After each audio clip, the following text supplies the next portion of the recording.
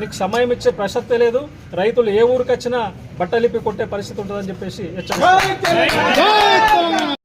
రేవంత్ రెడ్డి ముఖ్యమంత్రి గారు, కాంగ్రెస్ పార్టీ ప్రభుత్వము ఎన్నికల ముందు కానీ, ఎన్నికల తర్వాత కానీ, పార్లమెంట్ ఎన్నికల సందర్భంగా కానీ, అసెంబ్లీ ఎన్నికల సందర్భంగా కానీ మొత్తం గల్లీ తిరిగి, జిల్లాలని తిరిగి అన్ని సభల్లో రైతులకు అన్కండిషనల్ రుణమాఫీ 6 గ్యారెంటీలు అమలు చేస్తామని చెప్పేసి ఓట్లు వేయించుకొని రైతులై మరి ఈరోజు అధికారంలోకి వచ్చిన తర్వాత అన్ని దేవుళ్ళ మీద, అన్ని గుళ్ళ మీద ఒట్లు పెట్టుకొని ఓట్లు వేయించుకొని నిట్ట నిలువున మోసం చేసినటువంటి పరిస్థితిని మనం కళ్ళారా చూస్తున్నాం.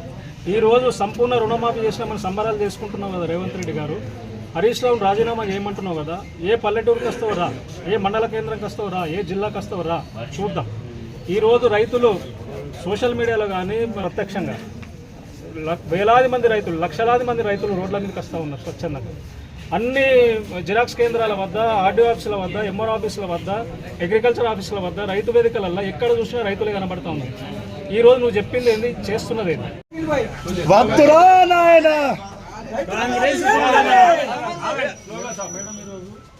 గవర్నమెంట్ 2 లక్షల అన్కండిషనల్ రుణాలు చేస్తామని ఎన్నికల సందర్భంగా గవర్నమెంట్ రైతుల మాట తప్పుతున్నది కాబట్టి తెలంగాణ రైతుల పక్షాన టీఆర్ఎస్ పార్టీ రాష్ట్ర కమిటీ పిలుపు మేరకు మేము కూడా భోజనంలో రైతుల పక్షాన ధర్నా చేసి మేము రిప్రజెంటేషన్ ఇచ్చాము. రైతుల న్యాయం చేయండి. జై తెలంగాణ.